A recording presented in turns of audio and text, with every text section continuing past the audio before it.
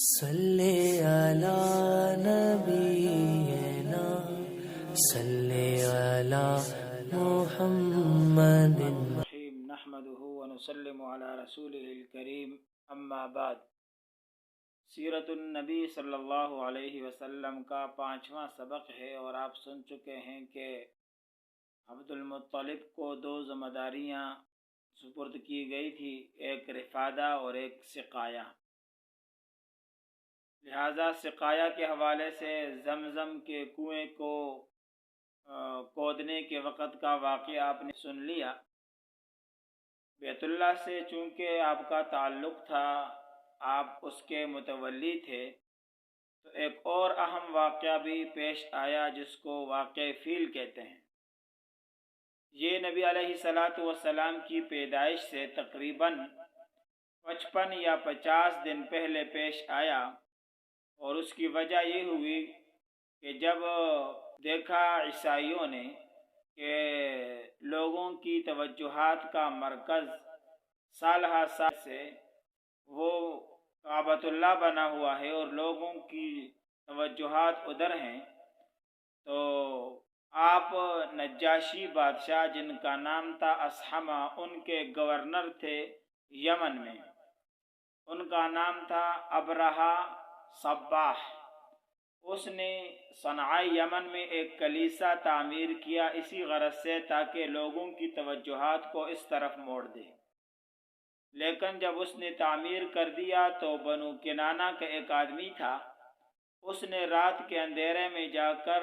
اس کلیسا کے قبلے جانب والی دیوار پر گندگی لگائی، جس پر ابرہہ کو بہت سخت غصہ آیا، اور 60,000 کا لشکری جرار تیار کر کے اپنے ساتھ ہاتھی لیے، زنجیریں ساتھ لی، اور 9 یا 13 ہاتھی تھے، اور بیت اللہ پر چڑھائی کے لیے نکل آئے کہ ہم اب اس کو گرا کر چھوڑیں گے۔ جب راستے میں آتے آتے یہ مینا اور مزدلفہ کے قریب پہنچے جہاں پر حج کے مناسک ادا ہوتے ہیں، تو وہاں سے گزرتے ہوئے وادی محصر میں پہنچے۔ وہاں اللہ تعالیٰ نے عذاب بھیجا اور اپنے گھر کی حفاظت یوں کی کہ اللہ تعالیٰ نے چھوٹے چھوٹے پرندے بھیجے، انہوں نے ایک کنکری چنے کے برابر چونچ ملی اور دو اپنے پنجوں میں، اور اوپر سے ان پرندوں کا ایک جھنڈ پر جھنڈ گزرتا تھا اور اوپر سے یہ کنکریاں مارتے تھے۔ لشکر کی حالت ہی خراب ہو گئی اور ہاتھی بھی مرنے لگے، اور اس طرح لوگ جس پر لگتی تھی کچھ مر جاتے تھے، کچھ بے ہوش ہو جاتے تھے، کچھ بھاگ جاتے تھے، اور یہاں کے جو مقیم لوگ تھے وہ بھی بھاگ کر گھاٹیوں میں چھپ گئے، اور انہی چھپنے والوں میں ایک عبد المطلب بھی شامل تھے۔ جب بعد میں ان سے کسی نے پوچھا کہ یہ کیا ماجرا ہے کہ آپ بیت اللہ کو چھوڑ کر اپنے اونٹوں کے تلاش میں آپ چلے گئے ہیں جو کہ لشکر نے پکڑ لیے تھے، تو آپ نے کہا تھا میں چونکہ مالک ہوں اونٹوں کا اور بیت اللہ کا مالک کوئی اور ہے، یعنی آپ کی مراد اللہ تھی، وہ خود ہی حفاظت کریں گے، اور واقعی اللہ تعالیٰ نے حفاظت کی۔ وہ ہاتھی بھی جو بڑا ہاتھی تھا ابرہہ کا، اس کا جب رخ اس طرف موڑ دیا جاتا تھا مکہ مکرمہ کی طرف تو وہ بیٹھ جاتا تھا، اور جب اس کا رخ دوسری طرف موڑ لیا جاتا تھا تو وہ جانا شروع کر لیتا تھا۔ یہ اللہ تعالیٰ کی طرف سے انتظام ہوا، اور یہ لشکر پسپا ہو گیا، نامراد ہو گیا، اور کچھ مر گئے، کچھ بھاگ گئے، اور خود یہ جو ابرہہ تھا اس پر بھی کنکریاں لگی، جس کی وجہ سے اس کی چربی اور گوشت گلنے لگا، یہاں تک کہ یہ چوزے کی طرح کمزور ہو گیا، اور جب یہ واپس یمن پہنچا تو وہاں گھبراہٹ کی وجہ سے اس کا دل پھٹ گیا اور یہ مر گیا۔ اس واقعہ کا سب سے بڑا فائدہ یہ ہوا کہ دنیا کی توجہات کا مرکز مکہ المکرمہ بن گیا، اور لوگ جو اس وقت عیسائی تھے اور ان کے مقابلے میں رومی تھے جو کہ آتش پرست تھے، مجوسی، وہ آپس میں مقابلے میں تھے، اور اس وقت کے مطابق عیسائی حق پر تھے، یعنی وہ اپنے آپ کو حق پر سمجھتے تھے، لیکن جب ان کے کلیسے کو گرانی کی باری آئی تھی اس سے پہلے تو اس کی حفاظت نہیں ہوئی، لیکن جب کعبۃ اللہ کے گرانے کی بات آئی، جبکہ یہاں لوگ بھی مشرک تھے، مسلمان نہیں تھے، لیکن یہاں اس گھر کی حفاظت اللہ کی طرف سے کی گئی تو یہ ایک ایسا اشارہ تھا، لوگ سمجھ گئے کہ آخر میں یہاں کوئی خاص بندہ مبعوث ہوگا جس کے لیے پہلے سے انتظامات کیے جا رہے ہیں، اس وجہ سے لوگ یہاں اس طرف متوجہ ہوئے۔ یہ تو ایک خاص واقعہ تھا جو رسول اللہ صلی اللہ علیہ وسلم کی پیدائش سے پہلے کعبۃ اللہ سے متعلق پیش آیا۔ عبد المطلب کے حوالے سے آپ نے نسب کے حوالے سے کافی باتیں سن لی ہیں۔ اس کے بعد عبداللہ جن کی شادی پھر عبد المطلب نے کی حضرت آمنہ کے ساتھ، شادی کے بعد پھر آپ شام کے سفر پر نکلے، اور بعض کہتے ہیں کہ آپ مدینہ منورہ کھجوریں لانے کے لیے عبد المطلب نے آپ کو بھیجا تھا، اور جب آپ وہاں گئے تو آپ بیمار ہوئے اور وہاں ہی آپ فوت ہو گئے، اور وہاں ہی آپ کی تدفین ہوئی ایک محلے میں۔ جب فوت ہوئے تو آپ نے اپنے میراث میں ترکے میں چند چیزیں چھوڑی۔ آپ نے 5 اونٹ،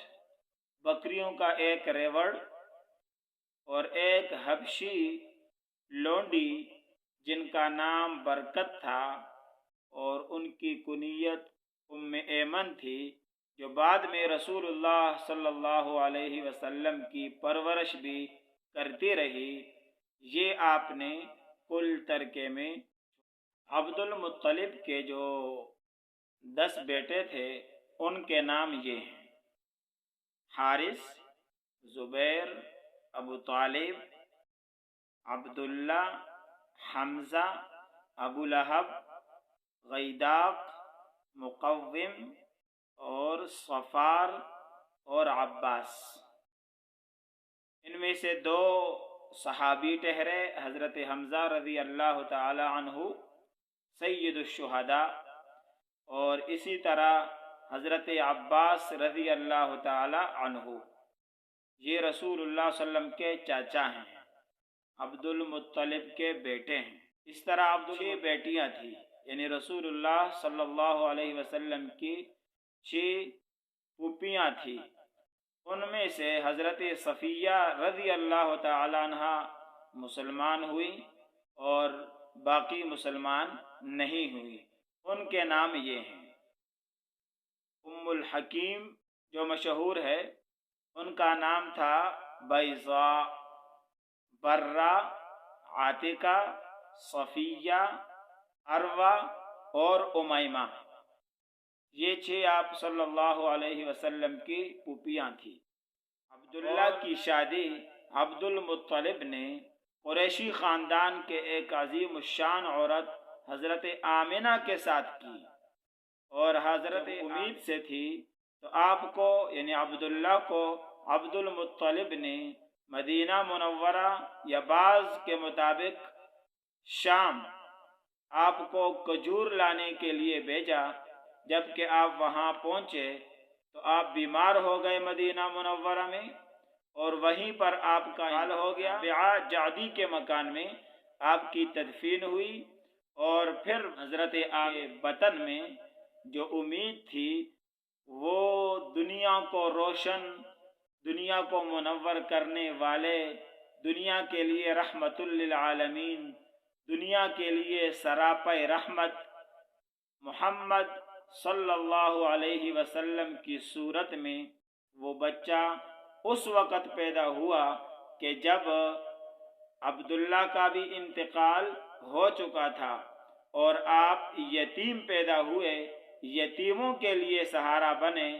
آئندہ کے سبق میں آپ کو بتائیں گے آپ کی ولادت مبارکہ